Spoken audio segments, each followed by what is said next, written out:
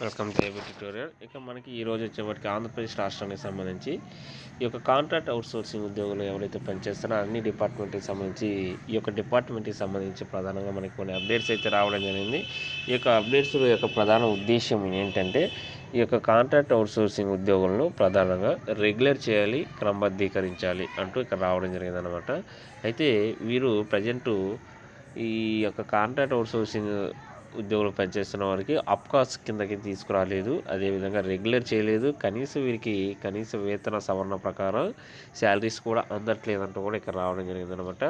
అదేవిధంగా ఇక్కడ అందరి ఉద్యోగులకు అందుతున్న విధంగా వీరికైతే ఈఎస్ఐ, ఈపీఎఫ్ వంటివి కూడా అమలు కావడం లేదని ఇక్కడ మనకి రావడం జరిగిందనమాట.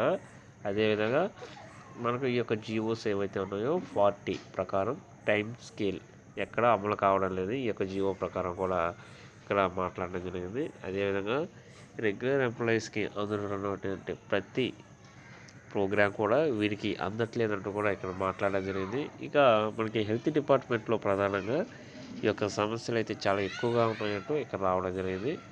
రాష్ట్ర ముఖ్యమంత్రి గారు అయితే కొన్ని హామీలు అయితే ఇచ్చారు, వీరిని రెగ్యులర్ చేస్తామని. ఆ యొక్క హామీలు నిలబెట్టుకోవాలంటూ కూడా వీరు మాట్లాడడం జరిగింది అనమాట.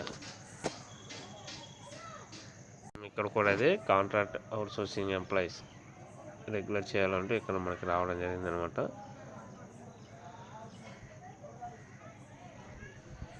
స్పందించుకుంటే మళ్ళీ ఉద్యమం అంటూ కూడా ప్రలోభాలకు ఏసీబీకు భయపడము, కాంట్రాక్ట్ అవుట్సోర్సింగ్ డిమాండ్లు పరిష్కరించాలంటూ మనకి దీనికి సంబంధించి అప్డేట్స్ అయితే రావడం జరిగింది అనమాట. సో ఇది ఈరోజు ఉన్నటువంటి అప్డేట్స్.